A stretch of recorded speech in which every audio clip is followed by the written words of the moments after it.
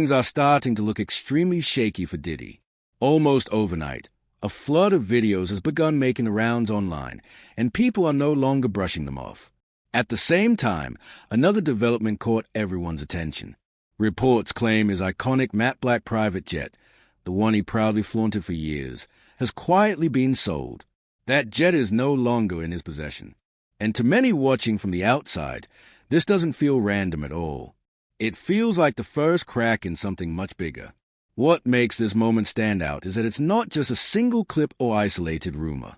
It's the timing. Everything seems to be happening at once. Chances are, you clicked on this video because you've already seen some of what's circulating online. Awkward karaoke footage that left viewers uneasy. Party videos that fueled non-stop speculation. Alleged leaked audio that keeps resurfacing no matter how often it's dismissed. And that's only scratching the surface. Because the situation isn't just about videos anymore. It's also about money, assets, and decisions being made behind closed doors. When someone starts selling major possessions at a time like this, it naturally raises questions. By the end of this video, the connections between all these events should be much clearer, and you will understand why so many believe things are accelerating fast. Before diving into the tapes themselves, there's crucial background that needs to be addressed. Without it, none of what's happening now really adds up. I won't go over every accusation or legal claim. Most of that has already been widely covered. What matters is the current reality. As of now, Diddy is being held at Fort Dix. This all traces back to March 2024, when federal agents executed coordinated raids on his properties in both Los Angeles and Miami. Imagine waking up to that, federal authorities searching multiple homes at the same time. And it didn't stop there. Several civil lawsuits followed, filed by individuals identified as victims. There's also an important detail that hasn't been discussed as much.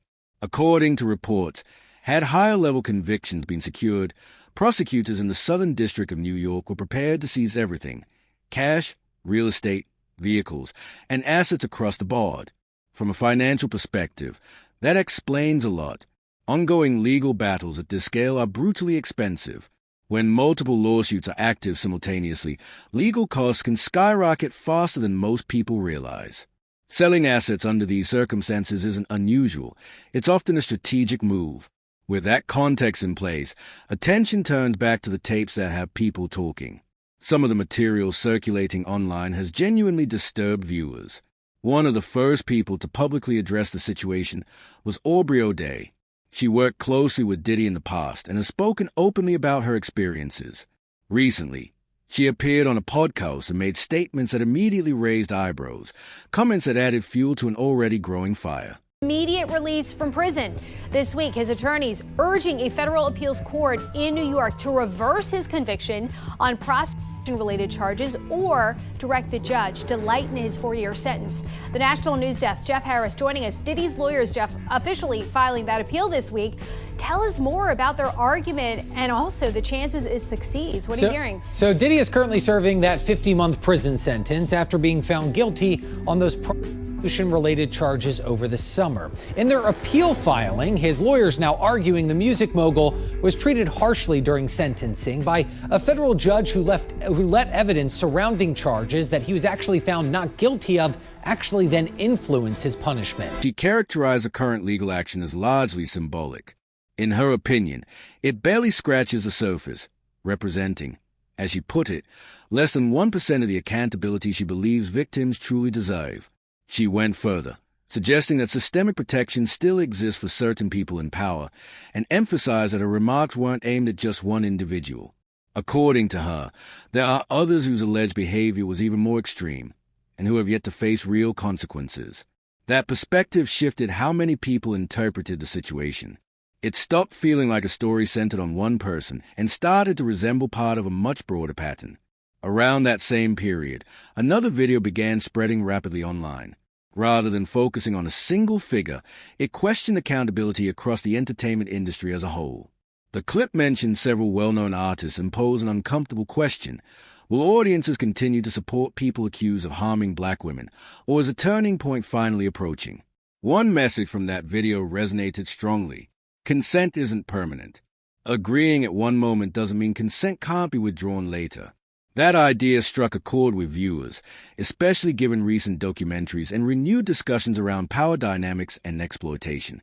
The video challenged people to consider their own role moving forward, keep streaming the music, keep buying tickets, or find new ways to hold artists accountable.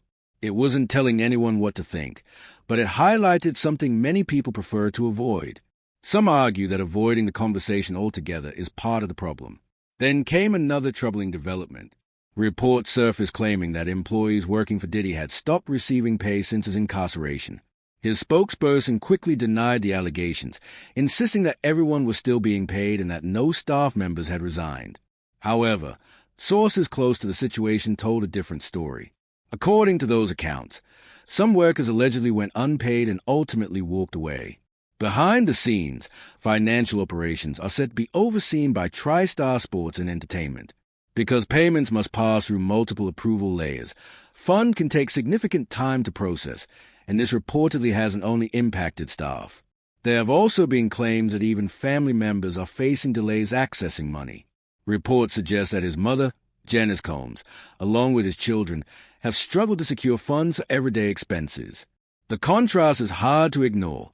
One moment marked by luxury jets and unrestricted spending, the next defined by approvals and financial bottlenecks. It's a stark reminder of how quickly circumstances can change. Now attention turns to what many see as the most disturbing element yet. According to reporting by the New York Post, recordings from private parties allegedly exist, and investigators have reportedly identified when some of those events took place. The footage is said to date back to 2004 and 2005, linked to VMA after-parties and Super Bowl weekends. One particular after-party following the 2005 VMAs has drawn significant attention. Early in the evening, a number of high-profile celebrities were reportedly present, names like Eva Longoria, Paris Hilton, Ice-T, and Quincy Jones. But reports claim that once those guests departed, the atmosphere shifted dramatically. Accounts connected to the footage describe a very different scene from what the public saw earlier that night. The clips allegedly show young men and women partially undressed, with moments suggesting intimate activity. In one segment that sparked widespread discussion, a woman appears with a white substance visible beneath her nose, prompting immediate speculation online. Another detail that made these clips especially notable was how they were reportedly authenticated. In the footage, Diddy is seen wearing the same white t-shirt he had on earlier that evening when photographed at the VMA after-party. The shirt, printed with the phrase "God is the greatest," became a key detail used to tie the footage to that specific night.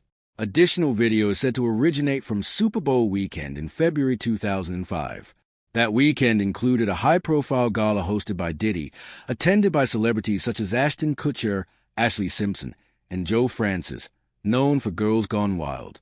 But according to reports, the evening didn't end when the gala concluded. The gathering allegedly continued at a private mansion Diddy was renting at the time, reportedly costing around $20,000 per week. Footage from that location is said to show two men together while laughter fills the room. What caught many viewers' attention was a filming angle. The camera perspective appears first person, leading to speculation that Diddy himself may have been recording the events. A federal law enforcement source later stated that descriptions of the footage align with material already under investigation. At this stage, authorities are said to be focused primarily on the issue of consent. Whether everyone involved participated willingly, or whether pressure or coercion was involved, has become a central concern. That uncertainty is what makes the footage especially unsettling for many observers. And the situation becomes even more alarming. Earlier reports mentioned tapes allegedly being offered for sale. One attorney representing a civil lawsuit claimant shared a chilling detail. She stated that someone contacted her attempting to sell a video. According to her, the footage features Diddy alongside another extremely high-profile figure. She claimed to have personally viewed the video and said the other individual involved is even more famous than Diddy himself.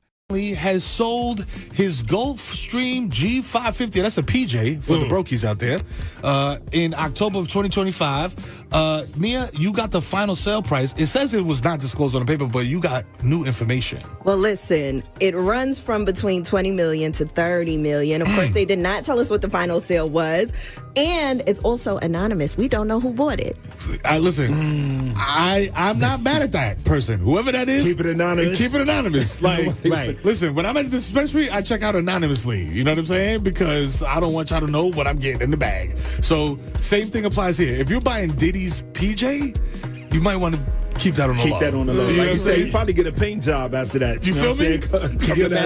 Just put primer over the Bad Boy logo. Like, yo, we gonna cover this up real quick. Can you imagine what that pre-purchase inspection was like? Yo, we was talking about this off mic. All the cracks and crevices. Big room raiders energy. We're going in there with the black. Yo, you gotta get the black light. Black light. They don't even want to check the engine. We don't care about the engine. We don't care about none of that. Check the carpets. Check That's the chairs. Rip out. We gotta reupholster this whole joint. Everything. Now, this was actually sold due to legal pressure. So maybe he's using these funds to, pay the lawyers, pay the staff, because I know the staff was also waiting for some money while he is incarcerated. Right. That's what happens when the boss goes down. You know what I'm saying? Them checks slow up. He stressed that the individual in the footage is unmistakably identifiable, leaving no room for confusion about who it is. She also made it clear this wasn't a one-off incident. According to her, additional recordings are quietly being circulated behind the scenes across Hollywood. Situations like this are often referred to as catch and kill. That's when someone comes forward with damaging material and presents a choice: buy the footage to keep it hidden, or risk it being released publicly. In plain terms, it's blackmail. Multiple reports suggest this tactic may currently be targeting more than one well-known figure. Even the thought of it is disturbing. Imagine being contacted by someone claiming they possess footage of you in a private moment, something you never expected anyone else to see, and using that as leverage. Meanwhile, another clip has resurfaced that reignited online debate, a karaoke video featuring Diddy and Meek Mill. The moment struck many viewers as tense and awkward. In the footage, Meek Mill appears to make remarks that some interpreted as questionable. At one point, Diddy turns around with a clearly shocked expression, as if reacting instantly to what had just been said. That brief exchange alone was enough to send the clip circulating again, adding yet another layer to an already growing conversation. And they didn't choose it. They were born into this.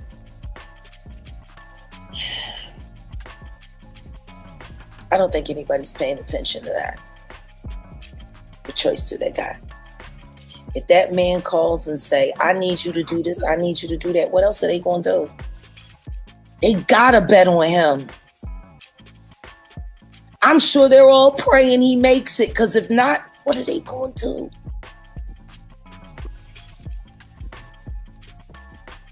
And they definitely can't count on Grandma Janice.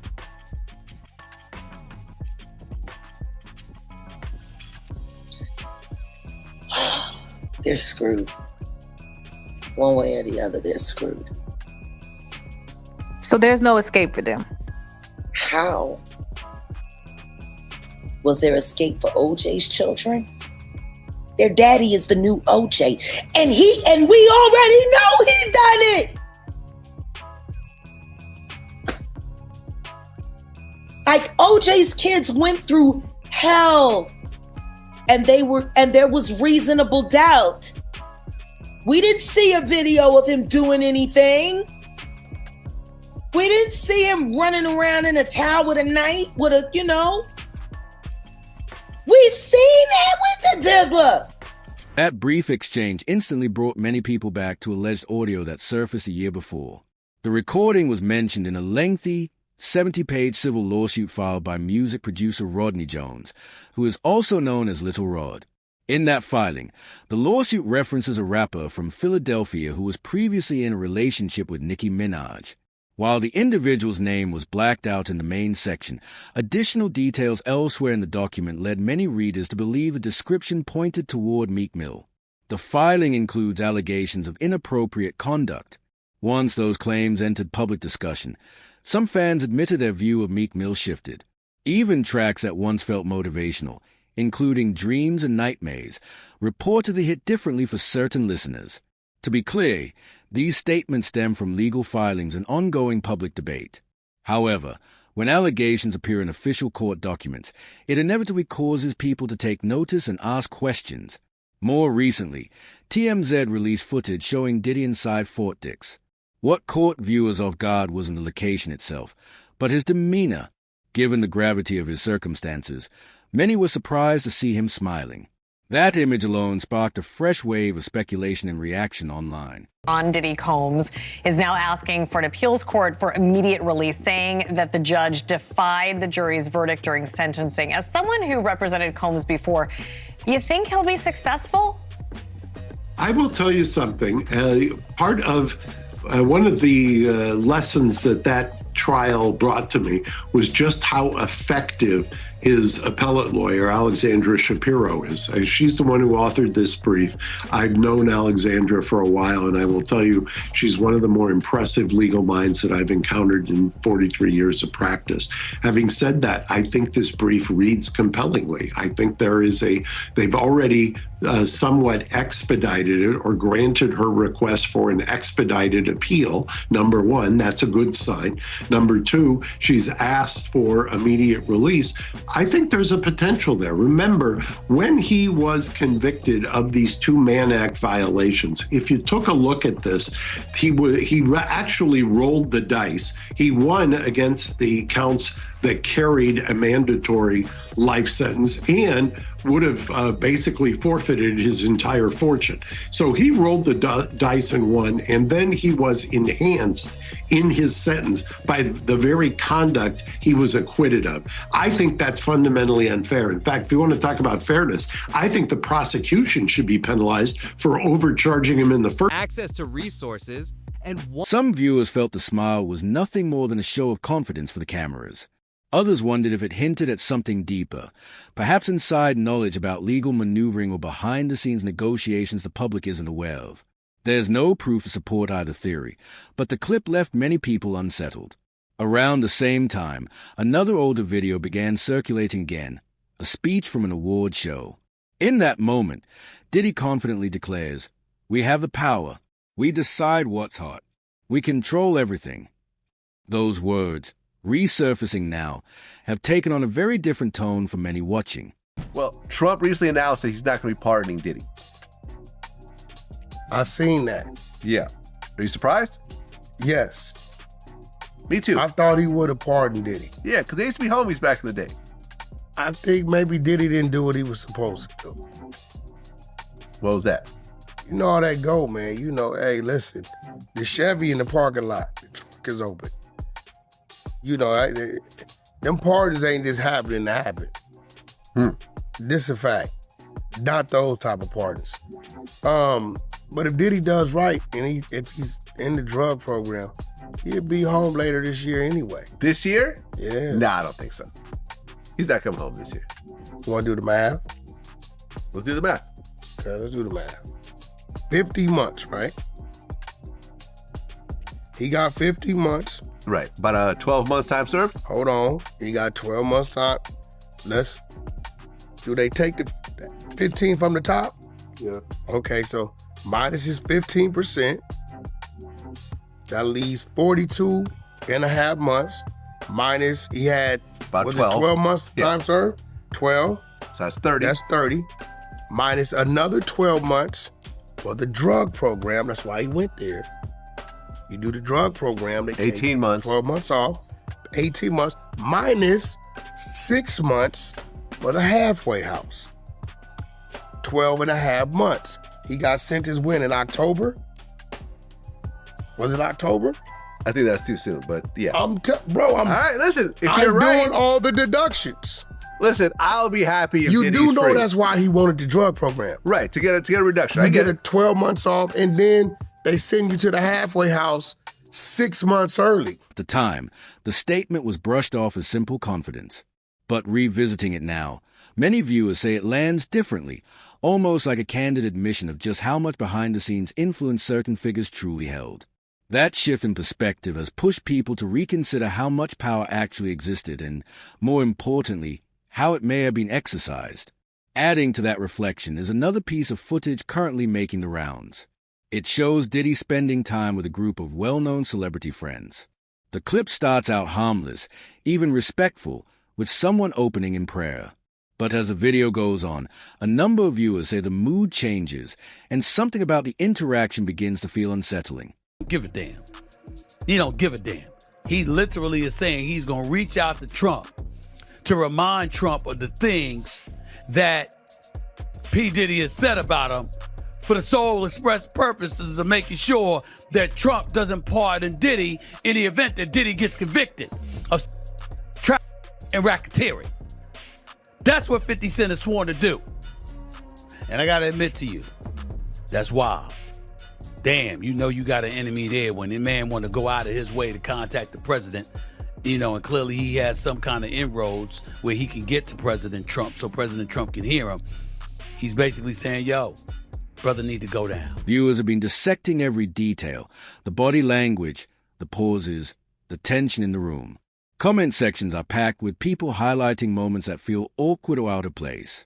Rather than explaining it outright, many encourage others to watch carefully and draw their own conclusions. For a growing number of people, the reaction is the same. Something about the footage just doesn't feel right. Another clip frequently mentioned has left many viewers genuinely disturbed. Video from one of Diddy's parties resurfaced showing a white man lying completely still, appearing unconscious. In the footage, Diddy approaches a camera and makes a remark aimed at the audience, saying something to the effect of, "For anyone who doesn't know what happens when a white man comes to a Diddy party, this is it." That moment alone sparked intense discussion and discomfort online, adding yet another layer to an already troubling narrative. Are you concerned that Sean Diddy Combs could be sexually assaulted, violently assaulted? Is that a thing? Because based on what was said in court, it feels like a thing. Yeah, it clearly is a thing. I mean, they're already, and he did not want to make a big deal of it. They already tried to shank him once at the MDC, and that was thwarted. And it happens in prison. I mean, you and I could tick off how many times we are aware of somebody getting seriously injured or killed in prison.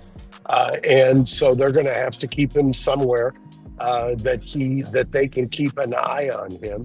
It would have obviously been better if he had gotten less time and had been at a camp, but he's going to be in a facility where somebody's going to have to, from the BOP, and I think they're well equipped to do it if they can, to keep an eye on him because he is a target. That's when he follows it up with the words, "I put him to sleep." That single line immediately triggered alarm bells for many viewers. What does that even mean in this situation, especially when taken in context with everything else now coming to light? People began asking obvious but troubling questions. How did that person end up in that condition? What happened before the camera started rolling? And why was it being filmed at all? The clip raised multiple red flags, but what disturbed many viewers the most was a casual, almost joking way it was presented. That tone left people wondering about the mindset behind recording and sharing something like that in the first place. Adding to the unease, another older video has resurfaced, this time involving Ashton Kutcher. That makes sense. But you knowing Diddy personally, do you think it's possible he might take his life? It takes a certain individual to prepare itself to do a lot of years in jail. From the lifestyle that he had, I'm not saying that he can't. I just don't see him able to do time behind bars. Maybe if he'd be in a camp type situation, that's a possibility. But based on the lifestyle and what he's done and what he's accomplished,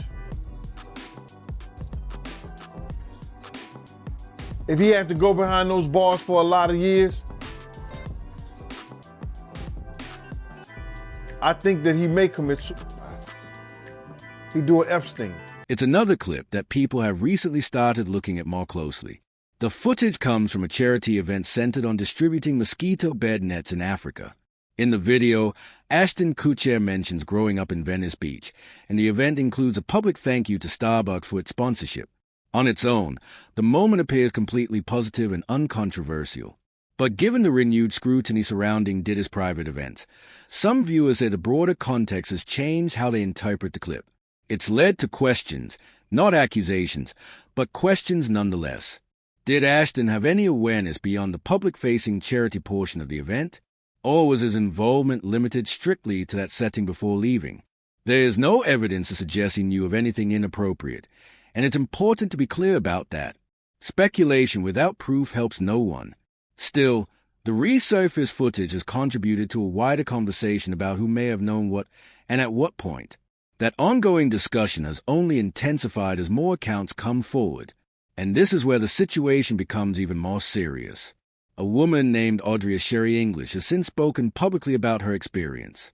Many who've heard her story have described it as deeply upsetting and difficult to hear. If you want this shortened, more cautious for monetization, or more emotionally driven, just tell me and I'll adjust it. Listen here. Everybody that is said, and Desiree Perez, all them people got dirt under them, bro. You understand? All them people got dirt on their fingernails. Jay-Z got dirt in his fingernails. You understand? Jay-Z was messing with young girls from our block. Tired of them. I'm putting it out there. You know what I'm saying? I'm picking a side. Desiree, husband, was a former drug dealer that she turned on a whole cartel. All of them got dirt on them. And 50 got they dirt. You understand? 50 gonna know they dirt. Because 50 got investigated, he got people that's in the street. So if they go at him, listen here, I deem him like myself, 10 times the normal man. He gonna do what he gotta do. And the whole thing about it is they trying to retaliate on him for something he did to somebody else. I feel that it's something worth seeing. It's something worth coming around, because all that shit is about to fall. All that we seen in the industry, these demons want to have and turn little boys into little girls into little boys. It's about to go out the window, bro. She explained that in the early 2000s, she was hired to work as a go-go dancer at what were described as Diddy's private, invitation-only parties. At the beginning, everything felt exciting and glamorous. She recalled Diddy coming across as charming and welcoming, and being invited back repeatedly made her feel chosen. To her, it felt like a real opportunity, a possible entry point into the entertainment industry. But according to her account, things shifted after attending a few of these gatherings. She said the expectations quietly changed. What started as dancing slowly turned into requests that went beyond performance. Over time, she claimed the demands escalated further. She was allegedly instructed to focus on specific guests and guide people into private rooms and restricted areas of the house. Then she shared something that deeply disturbed many who listened. She said she believed she was drugged during these events. According to her description, certain champagne bottles were offered, and after drinking from them, something felt wrong. She said her eyes would stay open, but mentally she would lose awareness. She described the sensation as being physically awake while mentally disconnected, like moving through the night without control. She claimed that after this, she was expected to engage in sexual activity with guests. Many of the individuals involved, she said, were powerful and wealthy. At the time, she believed complying might help her career. In her mind, this felt like a potential path toward connections, opportunities, or even a record deal.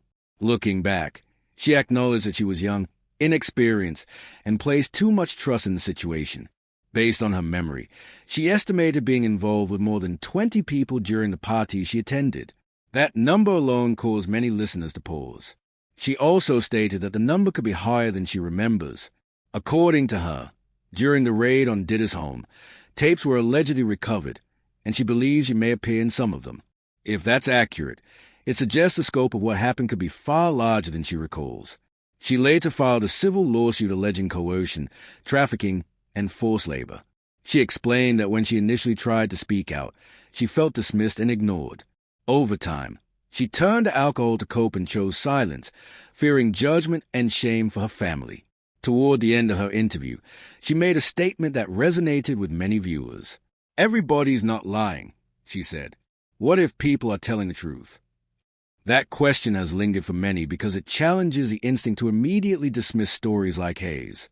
Hearing her experience reframed the conversation for a lot of people. She believed she was moving closer to her dreams, only to find herself in a deeply traumatic situation. And many now believe she is unlikely to be the only person with a similar story. That brings the focus back to the private jet. In October 2025, Diddy reportedly sold his well-known matte black private jet. Under normal circumstances, finding a buyer might be simple, but during major legal trouble, high-profile assets often become difficult to sell. Anything connected to controversy can quickly lose appeal. Alec Baldwin reportedly experienced similar challenges when attempting to sell property after the Russ case. The timing of the sale matters. According to reports, if Diddy had been convicted on higher-level charges, prosecutors in the Southern District of New York were prepared to seize everything: cash, real estate, vehicles, and other assets. Plans were allegedly in place to take full control of his holdings. We've seen versions of this before. When Young Thug was incarcerated, assets were seized and later returned. In Diddy's case, some speculate that seized assets may not have been returned at all. So what was a jet worth? Reports describe it as a 2015 Gulfstream G550 with a matte black exterior, beige interior, seating for up to 14 passengers, and even pet-friendly accommodations. Comparable aircraft are said to sell for anywhere between $15 million and $30 million for a single jet. The plane was reportedly sold through his company, Love Air LLC. Its tail number is no longer associated with the aircraft, and records now suggest it is registered in San Marino, a small European country. Why sell it? The explanation many point to is straightforward. Legal defense at this scale is incredibly costly. Multiple civil lawsuits require massive financial resources. Attorney fees, filings, and prolonged court battles add up quickly. When facing numerous cases at once, selling high-value assets becomes a way to maintain liquidity. And now comes a final development. On January 1st, 2026, a new law took effect in California, the California Justice for Survivors Act. This legislation opens a 2-year window allowing individuals to file civil lawsuits even if the statute of limitations has already expired. Claims that were previously considered too old can now be brought forward. The law also expands responsibility beyond individuals. Companies and organizations that allegedly enabled, ignored, or covered up misconduct can now be named as defendants. That includes record labels, management firms, and other entities that may have been aware and failed to act. This is a significant shift. When a similar legal window opened in New York, hundreds of lawsuits followed. Now California has implemented the same pathway, and it's safe to say many people in Hollywood are paying close attention. So now the question turns to you. What part of this story stood out the most? The Go-Go Dancers account? The alleged party footage? The video of the unconscious man? Or the impact of this new law? And the bigger question, do you think more names are going to surface?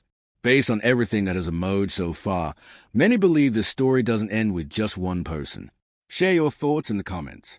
I do read them. He's the guy to go to because we got video of him at Fort Dix reporting for work in the library, where he is making recommendations and handing out different movies and books for his fellow inmates. I'm really fascinated just by the library But itself. you're seeing him here. This is him reporting to work, taking off his jacket, taking off his scarf, and settling in for a day on the job. It looks like a public school library. Yeah. It's this was the chapel, and this is the media library in the chapel, which is where Diddy's currently working.